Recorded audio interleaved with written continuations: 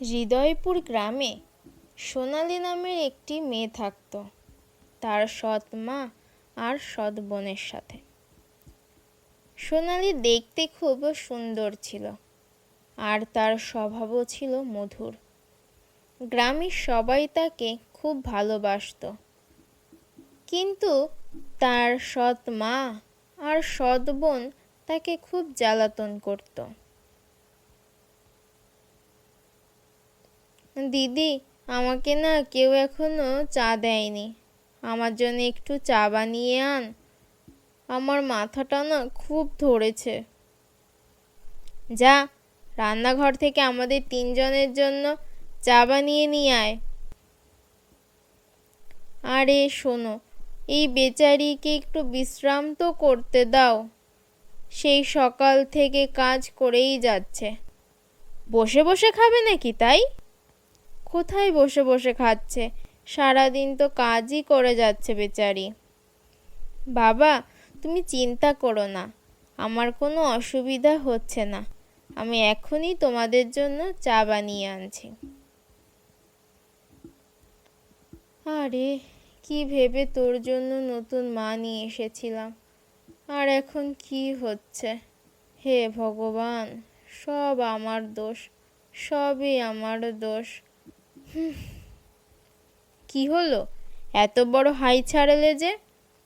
ও না না না না, কিছু না কিছু না।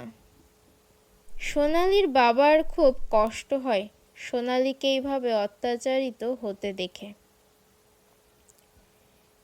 এসব দেখতে দেখতে সোনালীর বাবা একদিন খুব অসুস্থ হয়ে যায়। সোনালী সব কাজ শেষ করে তার বাবাকে যত্ন নেয়, খুশি করার চেষ্টা করে।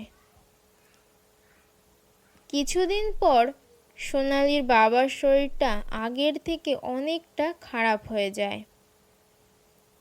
বাবা সোনালীকে আলাদাভাবে ডেকে কিছু কথা বলে।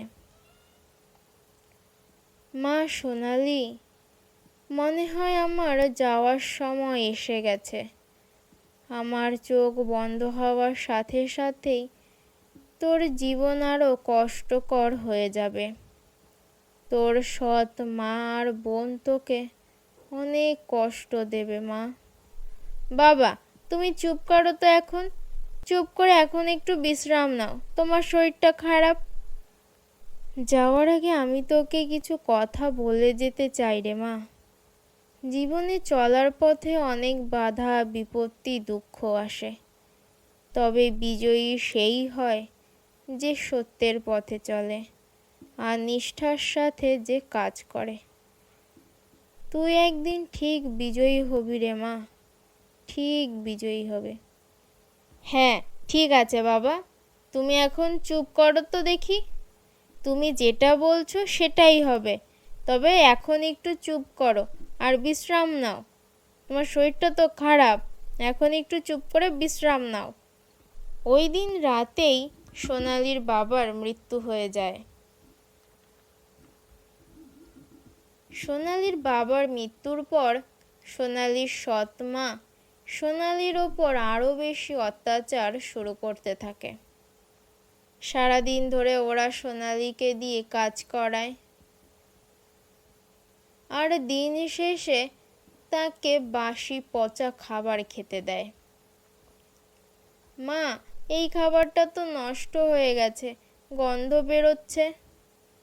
যা দিয়েছি তাই খা, এইটুকু খাবারই ঘরে পড়েছিল। সোনালী মুখ বন্ধ করে সব সহ্য করে নেয়।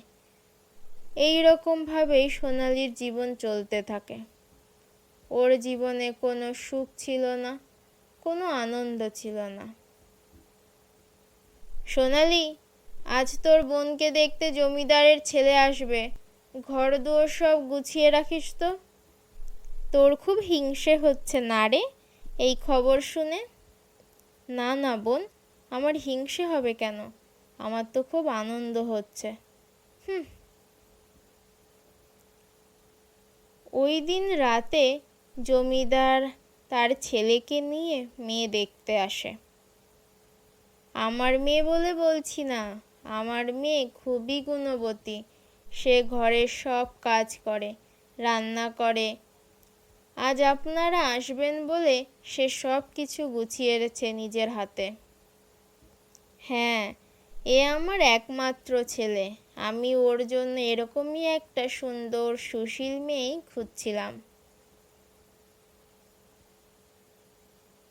নিন, একটু জল মিষ্টি খেয়ে নিন। এই মেয়েটাকে? ও, এটা এটা আমাদের বাড়ির কাজের মেয়ে।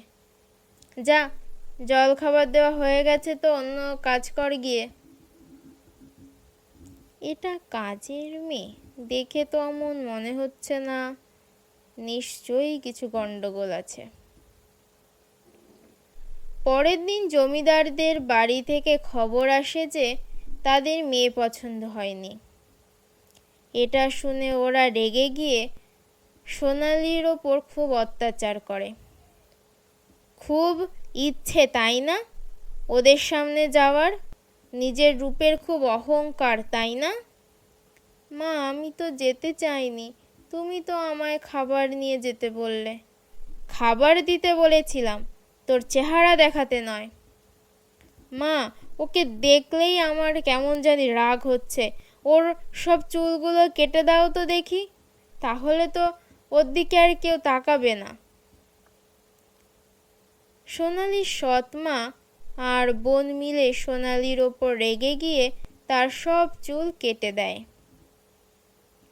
বাবা, আমার যে কি খুশি হচ্ছে না।